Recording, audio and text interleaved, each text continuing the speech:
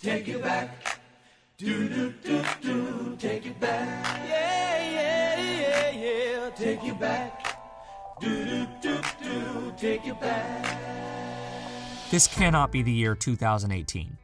Looking at this seasonal lineup, I'm not sure what era I've fallen into, but surely it's not this one. What year is it? Nearly every decade of anime history is represented this spring. There's a new adaptation of the 60s children's classic Gegege no Kitaro, a spin-off of the 70s Ashita no Joe, a new iteration of the 80s Cutie Honey, a reboot to the 90s Legend of the Galactic Heroes, all the way up to another Sword Art Online series. I feel like I slipped through some sort of anime time machine and found myself in an alternate world line. Oh, right, there's also a new Steins Gate anime. I'd like to sit here and tell you I actually kept up with all these shows, and as such have a well-rounded, carefully composed detail of what each has to offer. Wow, the land of make-believe! I still haven't even scratched the surface of this bloated season. My Hero Academia Season 3, a new Lupin anime, Aikatsu, the one with the Transformers, Dragon, JJ the Jet Planes, and all the other original series that make up spring. But the most notable storyline of this season is undoubtedly the tour through anime days gone by. Spring 2018's greatest value lies not in the number of classics it's revitalized, rather it offers a snapshot of the incredible, varied places anime as a medium has been, the stories it told, and continues to tell today. It's all too easy in today's seasonal climate to slip into airing anime tunnel vision, and forget to dust off the old backlog from time to time. If any of these callbacks convince people to see the originals, I'll consider it a win. To that end, spring 2018 has already been a success for me. Yes, finding the time to keep up with airing anime and revisiting the oldies but goodies can prove difficult. You're preaching to the choir. But hey, that's why I'm here. To point you in the direction of the new shows most worth your time, thereby saving you from having to do so yourself. Or at least, that would be how this works if I released it earlier and actually caught up to everything. Anyway, let's get to it, shall we? I watched 21 premieres this season and stuck with quite a few.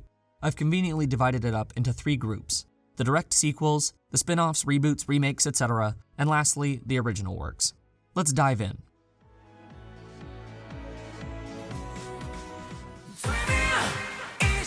First up, I can't get through this video without addressing the obvious. There's another My Hero Academia season for people to swoon over. Myself included, of course. Hero Aka has found its groove yet again thanks to, you guessed it, blood-pumping action.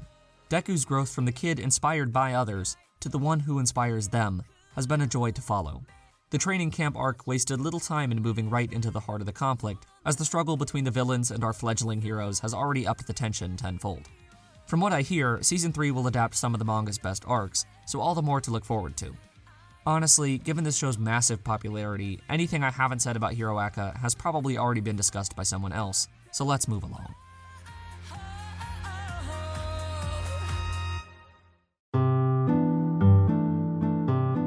Quite the jump from Hero Aka's intensity, the other direct sequel I'm following this season is the soothing Amanchu Advance.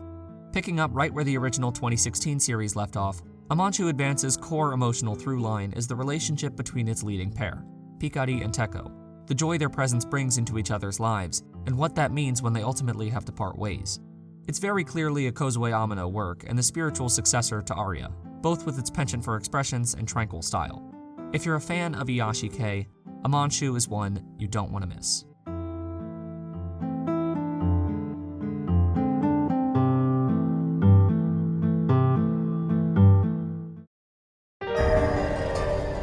Moving on to the spin-offs and reboots, let's start with my most hotly anticipated of the bunch, Steins Gate 0. As far as I'm concerned, Steins Gate is a modern anime classic, and one of the best time travel stories, and romances for that matter, I've seen. That said, it's been a few years since I last watched it, and several more since it aired. It took me a minute to bring myself back up to speed, but thankfully, Steins Gate 0, like its predecessor, gets off to a relatively slow start, as it reacclimates you to this world line and its inhabitants, as well as introducing Amadeus, the advanced artificial intelligence system allowing human memories to be stored as data. Steins Gate 0 takes place in an alternate reality where Okabe remains in the beta world line at the end of the original series after failing to save Kurisu the first time. Only here he doesn't receive the message from the future and never goes back. This is a very different Okabe. No longer the eccentric, endearing mad scientist, but rather a defeated person, scarred by the weight of his trauma. Succeeding where the movie failed, this isn't a retread. While it has filled me with the desire to rewatch the original, Steins Gate 0 has taken the series in a promising new direction. While serving as a reminder of what made me fall in love with it, in the first place.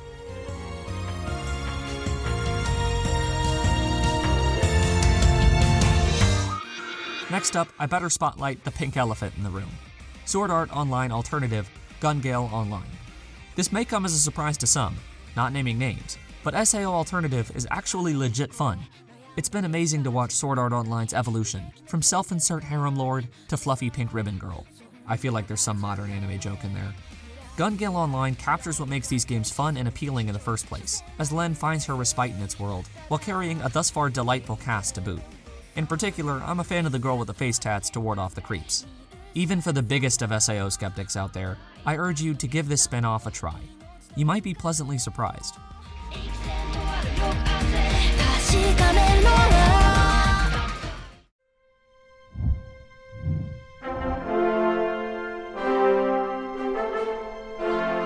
In that same vein of strategy and war tactics, you won't find any fluffy pink ones in Legend of the Galactic Heroes: A New Thesis, a retelling of the original story that I'm told follows the manga pretty closely. What it lacks in aesthetic, it makes up for with its thoroughly engaging depiction of diplomacy and war, and most importantly, the minds of the people at the center of it. The conflicting worldviews between Yang and Reinhard make for a great chess match, as the series balances its enormous scale with a cutting inspection of the characters' internal complexities and the grayness of war. I see why so many consider Legend of the Galactic Heroes a space opera titan, not just an anime, and feel more motivated now than ever to take up the original OVA. For now, this new series is more than enough to satiate that desire, especially as this battle wears on.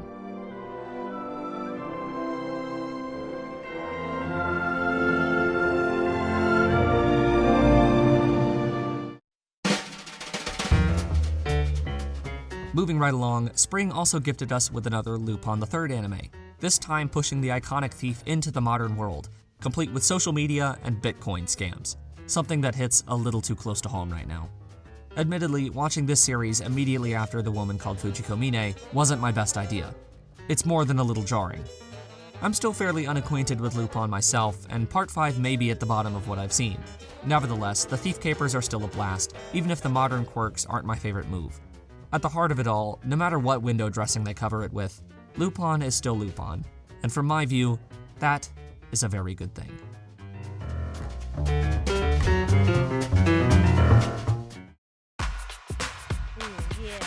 Finally, we arrive at the last in the spin-off category, Megalo Box, a throwback to the grainy, pre-digital days of old.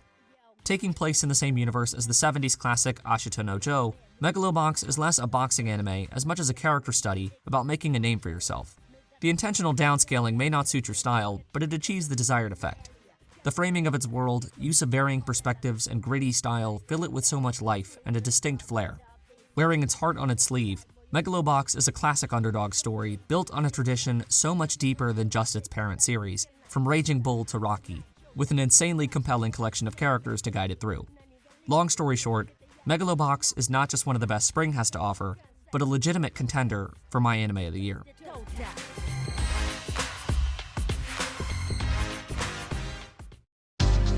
Before I get into my 5 favorite original series of the season, I'd like to briefly shout out a few honorable mentions, all 3 of which very easily might move up this list once I actually catch up to them. Last Period is like a less lewd, less cynical Konosuba, playing off fantasy RPG tropes to fun effect, just not as well as Konosuba. Tadakun Never Falls in Love looks set for a sweet romance story if you're into that, which I am.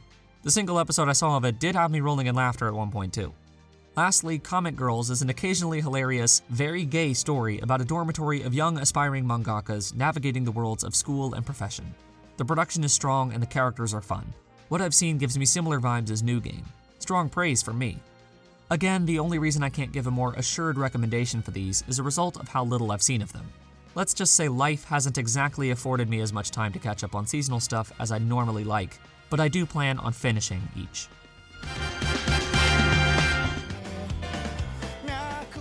On to those I have caught up to, let's start with the lowest of the bunch for me, but one I recommend nonetheless. Wotakoi, Love is Hard for Otaku.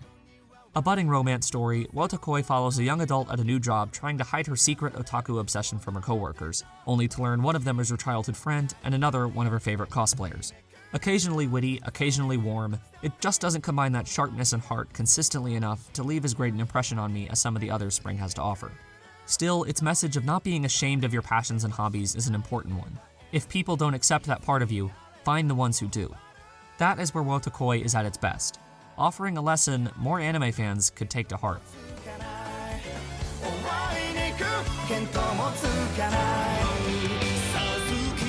Continuing on, the show with far more emotional depth than its goofy setup and antics have any right to, Hina Matsuri. Don't get me wrong, there's still loads of goof.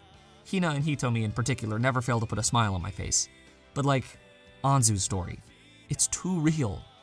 I'm still trying to wrap my head around these genuine, sympathetic stories of homelessness found their way into a ridiculous comedy about a Yakuza guy raising his telekinetic alien daughter, but here we are. Best not to question it.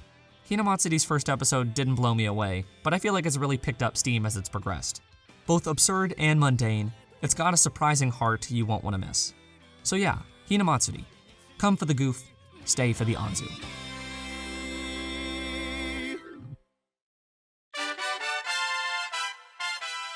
Keeping the theme of absurd yet heartfelt stories, time to talk about the horse girls of Musa Mei.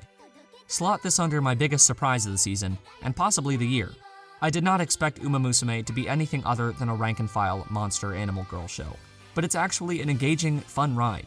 The story charts aspiring racers' special weeks rise and newfound sense of place within a team of eccentric companions. It even follows pretty closely to how actual horse racing and coverage works, with numerous references to real races and horses beyond just the names. Not without its oddities, I'm still trying to sort out the biology of this in my head. Musa Mei is simply too charming to pass up.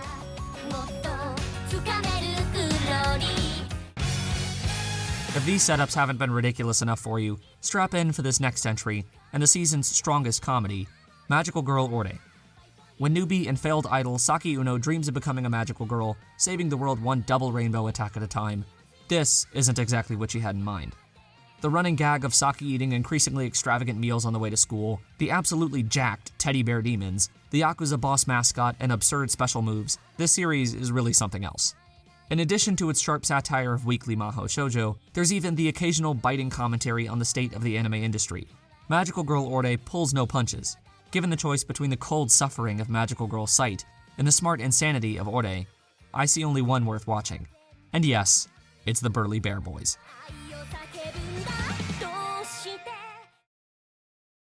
Finally, we reach the last anime on my list, and my current frontrunner for anime of the season.